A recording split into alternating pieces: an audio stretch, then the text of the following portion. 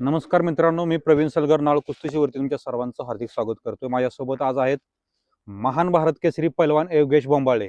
दादा, माझ्या चॅनलवर तुमचं हार्दिक स्वागत आहे. नमस्कार, थँक्यू. आता मी तुम्हाला पहिला प्रश्न विचारतोय. तुमची सुरुवात कुठून झाली? सुरुवात निमगाव. भाऊ अ, पहिला मोठा निमगावला होता, त्यानंतर मग भावासोबत घातलं चुलत्याने. हा. चुलत्याला लय आवड, चुलत्याला ना आजोबाला भरपूर आवड पहिलवानकीची. कुठल्या नेमगावला? आपलं मगराच्या नेमगावला? मगराज निमगाव. हा. मोठ्या रावसा मगर यांच्याकडे होता हो, का? आपणकडे तिथे किती वर्ष काढले तुम्ही? 5वी पासून 10वी पर्यंत एक 5 वर्ष तिथे 5 वर्ष मी तालमीत काढले. एकंदरीत आपण बघितलं यांचं पूर्ण बालपण तालमीमध्ये गेले. आपण आपल्या मुलांकडे बघू द्या किंवा दुसऱ्यांच्या मुलाकडे असले की ते मामाच्या गावाला जा, कुठे ह्या गोष्टी एन्जॉय करतात. तुम्ही तशा काही गोष्टी एन्जॉय केल्या तिथे? काय नाही. हा. निमगाव मध्ये सगळे एन्जॉय म्हणजे आपणच्या तिथं रविवार सुट्टी असली की वर वाडीवर जाणं, मग इकडे तिकडे ह्याच म्हणजे- गोष्टी. आपण स्वभाव कसा ते तालमीत गेल्यानंतर तिथे?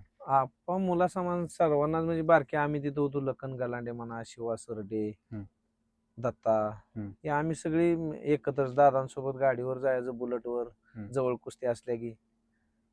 मग तिथे तुमची प्रॅक्टिस कशी होती? म्हणजे तिथे तुम्ही किती व्यायाम करत होता?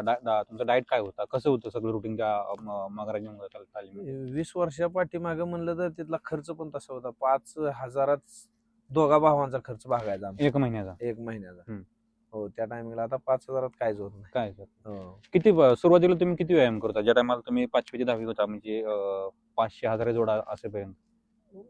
5वी का कशाचा एवढा व्यायाम नव्हता असंच, पण लढती भरपूर घ्यायची. मातीतली लढती आपण भरपूर घ्यायचो. लहान मुलांना एवढा तिथे जोर बैठकीचा व्यायाम नव्हता. दोर चढणे आणि लढत. आणि त्यांचे भाऊ होते नानसाब दादा म्हणून आप्पाचे, ते डाव प्रॅक्टिस भरपूर लहान मुलांकडून घ्यायची. सांगायचे ते डाव वगैरे समजवून. मला सांगा, तर आता जे तुम्ही माझ्यापाशी बसलाय, महान भारत केसरीचा योगेश बोंबाळे झालाय, हे कलागुण कुणी ओळखलं सुरुवातीला? एवढा मोठा योगेश आता होऊ शकतो भविष्यात पुढे जाऊन? आम्ही निमगाव नंतर डायरेक्ट गेलो, ती गंगावेश तालमीतच गेलो. गंगावेश तालमीत गेल्यानंतर तिथं मी आणि भाऊ दोघं सोबतच आम्ही राहिलो. तिथून जे हाताला पहिल्यांदा बरगडीला लागलो, थोडं इथं फांजुरीला, तिथून जे ग्रीप घेतली की मी दररोज 2,000 1,500 अशाच बैठकी स्वतः घ्यायचे.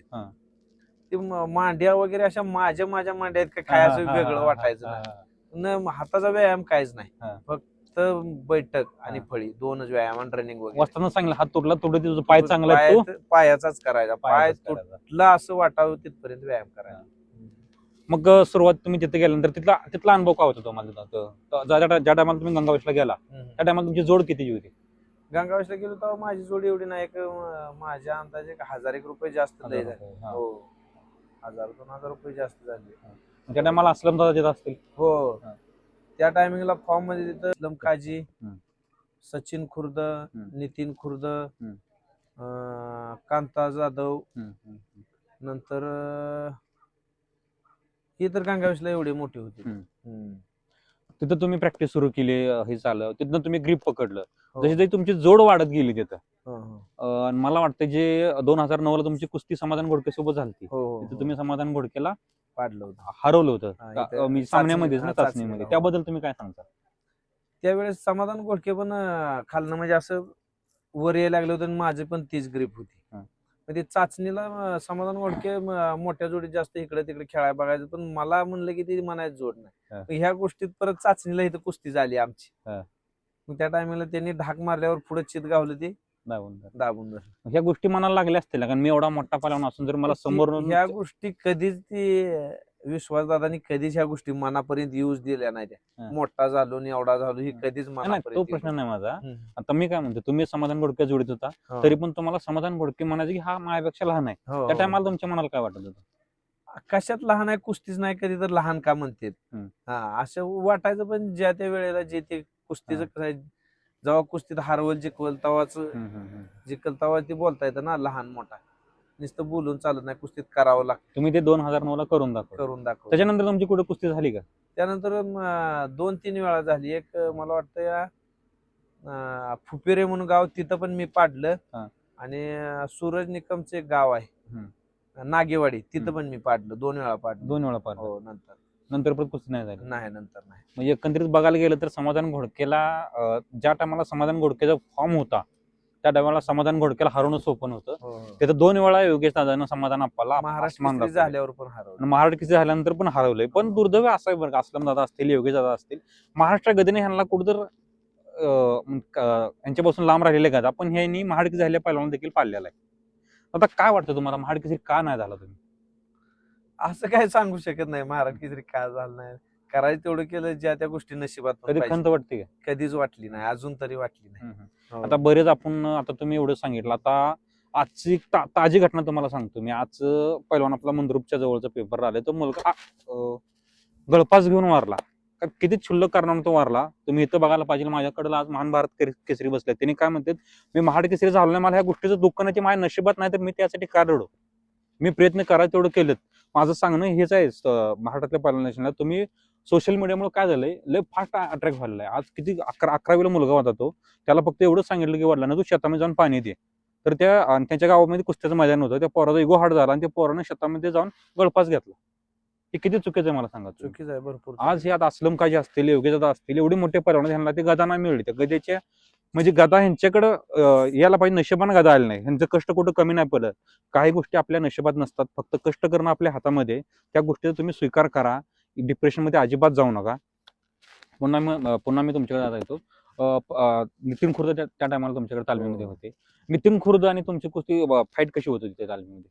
नाही जास्तच होते, पण वाटायचं आपण कधी होईल असं. असलम काजी म्हणा, नितीन खुर्द, सचिन खुर्द, हे आमच्या टायमिंगला ती मोठेच होते. आम्ही त्यांच्या कोणत्याच गोष्टीत आता आम्ही परवा असलम दादाचा मी इंटरव्ह्यू बघितला की त्यांनी स्पष्ट सांगितलं की मला नितीन खुर्द प्रॅक्टिस करताना भीती वाटत होती. काय होतं नितीन खुर्द, काय होतं नेमकं? नितीन खुर्द संग कुस्ती लागली ती अंगच घावत नव्हतं. एकदा घाम सुटला ना, ती घसरायचं भरपूर अंग, ती घावतच नव्हतं. आणि ती पोरांना नंतर जसं दम लागल तसं ते भरपूर म्हणजे आपदा करायचं. पोरांची लय म्हणजे लय आपदा करायचं. त्यामुळे जे त्याला असं नको नको वाटत. सचिन खुर्द त्यांचं झाली का लढत? होय, सचिन खुर्द, नितीन खुर्द सर्वांसोबत माहिती झाली लढत. आता तुम्ही गेलता टायमाला असलम दादा, सचिन खुर्द, नितीन खुर्द, आणखीन मला बाकीच्या पहिलवानांची नावं नाहीत माहिती. तर तुमचं ज्या टायमाला तुम्ही एकदम फास्ट जोड झाला, आणि एक रेकॉर्ड एक असेल महाराष्ट्रामधलं पहिलवान बरं का, जसं ह्या माणसाची पहिलवानची जोड वाढली, शेवटपर्यंत जोड तिथंच होती. मागचे आलेले फॉर्म, मागणं जे पहिलवान आले त्यांचा फॉर्म संपला, नवीन आले त्यांचा फॉर्म संपला, तालीम सुटेपर्यंत हा माणूस त्याच जोडीत खेळला. ही काय वैशिष्ट्य होतं? त्याच जोडीत बास केलं. काय वैशिष्ट्य काय होतं असं? कारण कधी विश्वासदादांनी कधी असं त्या मनाला खचूच दिलेलं नाही. हो, जी माझ्या सोबत असायची त्यांना ते बोलायचे की बाबा असा आहे तसा आहे, मग ती ईर्ष्या वाटायची. परत नंतर व्यायामाला ती फोर्स यायचा. आता तसं मला व्यायामाला ही कोण अशी एवढ्या फोर्स न दिसणार. श्रेय तुम्ही स्वतःला देताय? हो, श्रेय स्वतःला सगळं. ह्याच्यामध्ये मला सांगा, तुम्ही मला 20 वर्ष तुम्ही फॉर्म किती वर्ष टिकून ठेवला? फॉर्म 2009 पासून, अधिवेशन पासून बघा. 84 ला माझी एक 2 वेळा थर्ड, एकदा सेकंड, परत अकलूजला गोल्ड 97 ला. तिथून पुढे मी एक 5 वर्ष, मला वाटतं 5 वर्ष मी महाराष्ट्र केसरीला खेळलो असं. कुठं चाचणीला पहिल्यांदा पायाला लागलं, नंतर बाहेरनच खेळायला लागलो मुंबई कोंड. मी 4 वर्ष मुंबई कोंड खेळलो असेल. आता मला हे सांगायचं आहे ना, तुमच्या माध्यमातून किंवा माझ्या युट्यूबच्या चॅनलच्या माध्यमातून, आपला फॉर्म टिकवायचा असेल तर सातत्य किती महत्वाचं तेवढं तुम्ही सांगा त्यांना. सातत्य टिकवायचं असेल तर कुठंही व्यायाम करायला लाजायचं नाही. कुस्ती झाली तरी व्यायाम करायचा, तेव्हा ती सातत्य राहतं. आणि जेवढं तुम्ही करचाल त्याच्या डबल खाया पाहिजे, खुराक त्याच्या डबल पाहिजे. आम्हाला कधी गंगावेशला होतो त्यामुळे खुराकाची उणीव बसली नाही, समोरच मंडई, आणि व्यायामाचं तरी एक टाइम बी कधी बुडला नाही. एक वेळ इकडं ती म्हणते ना, युद्ध चालू आहे, युद्धात देश बंद होईल, पण आमचा व्यायाम स्वतः ही कधी एक टाइम कधी बंद झाला नाही. स्वतः दररोज हजरच असायचं. मग ऊन वारा पाऊस नाही तर काही पण असो, काही करा तिकडे, कोणी काय होऊ द्या, तुम्ही व्यायाम बंद नाही केला कधीच नाही. आता मला सांगा, आता मी बघा तुमच्या भयांना भेटलो, त्यांनी मला सांगितलं की मी त्यांचा आभार मानले की बाबा तुमच्यामुळे आम्हाला योगेश बंबळे बघायला मिळाला. आज त्यांचं ह्याच्यामध्ये किती श्रेय आहे? पहिलवानकीचा स्टार्टच त्याच्यापासून केला आहे. कारण तीच गेला म्हणून त्याच्या तुमच्यासाठी त्याग केला असेल. आता चालूला करतोय, पण ते बोलून दाखवलं की त्याला वाटतं, त्यामुळे ते बोलून दाखवायचं, त्याला कळून येत. आपण करतोय ज्या गोष्टी त्या बोलून दाखवल्या त्यात प्रेम अर्थ उरत नाही. बरोबर आहे. आता मला एक सांगा, आता आपण आता महाराष्ट्र सध्या ट्रेडिंगचा विषय तुम्हाला सांगतो मी. आज 1000 मध्ये पहिलवान खेळतोय, पुढल्या वर्षी 2000 खेळतोय, तर तो तालीम लगेच बदलतो. का चालू आहे सध्या हे सगळं असं? ते दुर्दैव आहे मला वाटतं आपल्या कुस्तीमध्ये.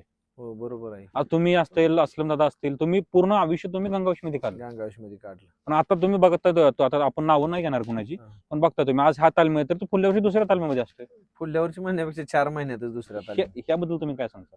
पहिलवानांनाच विनंती करेन की बाबा एका जागी राहिल्यानंतर जे तुम्हाला सवय लागलेली असते व्यायामाची, की बाबा एखादी ही तालीम गंगावेश, तिथं बाबा हे असं शेड्यूल, ती शेड्यूल बदलोस तर तुमचं 6 महिने जाते.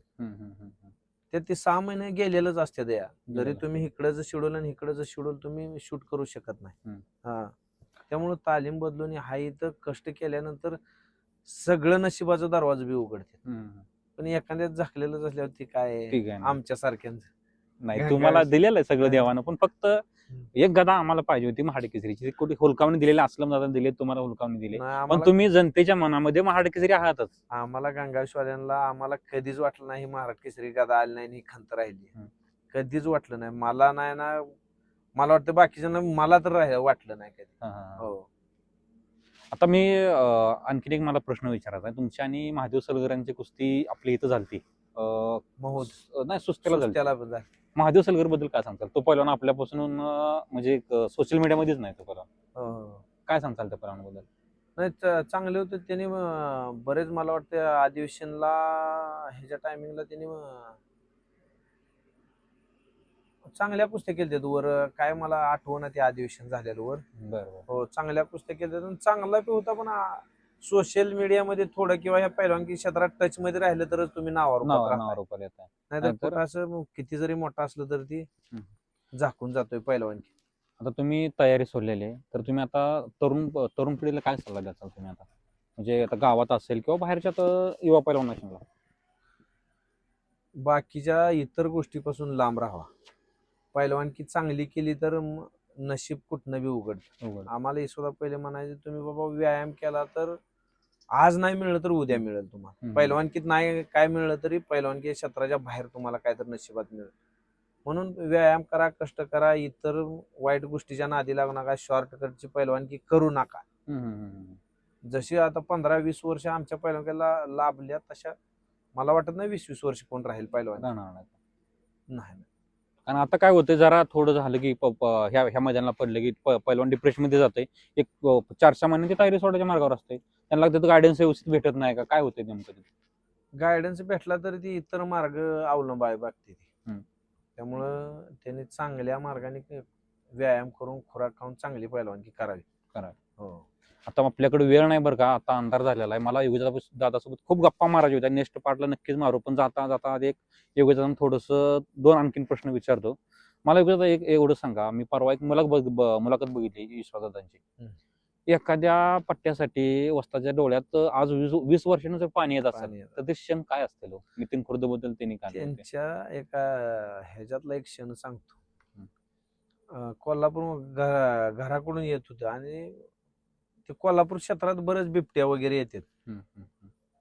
तर ते बिबट्या वगैरे आल्यावर भीती वाटली सुधानला की बाबा आता काय आपलं राहत नाही. पण ते नशिबानं देवानं मागणं एक 4 व्हीलर आली, त्या लाईट मध्ये ती बिबट्या निघून गेला आणि यशोदा तालमीकडे आला. आल्यानंतर सकाळी ती गोष्ट आम्हाला सांगितली. सांगत नव्हती, पण यशोदा दोस्त होता त्यांच्या थ्रू ऐकायला मिळाली. पण दुसऱ्या अजून त्यांच्या ह्याच्यातली एक गोष्ट, पहिले यशोदा म्हणजे गुंडूच्या टायमिंगला वगैरे आम्ही जायच्या अगोदर बरोबर गेल्यानंतरच तिथं तालमीत यशोदा सकाळी यायचे 4 वाजता.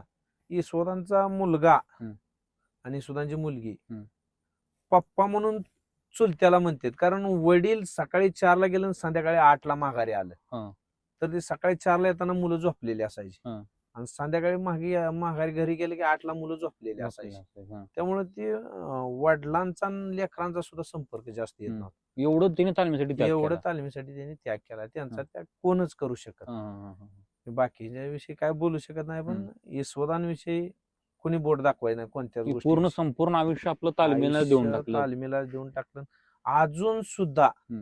अजून सुद्धा आम्ही काय करतोय, म्हणजे आम्ही जे राहिलेलं असलम काजी मनात किंवा नितीन खुर्द, सचिन खुर्द, आम्ही अण्णा कोळेकर असो, माऊली जमदाडे असो, सिकंदर शेख असो, प्रकाश बनकर असो, मनोज चव्हाण असो किंवा प्रदीप माने, नितीन डेरे, ही जी राहिलेली आमच्या टायमिंगची बॅच ती अजून सुद्धा यशोदांच्या टच मध्ये किंवा यशोदा त्यांच्या टच मध्ये आहेत. बाबा काय चाललंय तुमचं प्रपंचाचं, काय कसं काय.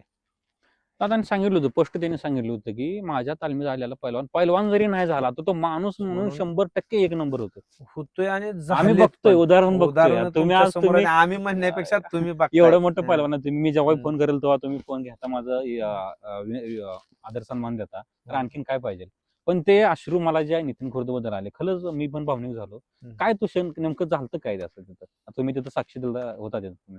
भरपूर जीव लावायचे ना मुलांना, भरपूर म्हणजे स्वतःच्या मुलांपेक्षा सुद्धा जास्त. जी गंगावेशला राहिले ना त्यांना सगळ्यांना माहिती आहे स्वतः पोरांना लावताना जीव कसं लावते. ते जीव लावण्याची पद्धती स्वतःची वेगळीच आहे, अजून पण आहे. नितीन खुर्द का सोडून गेले तालमीतून, म्हणजे ते विषय आपण परत नंतर.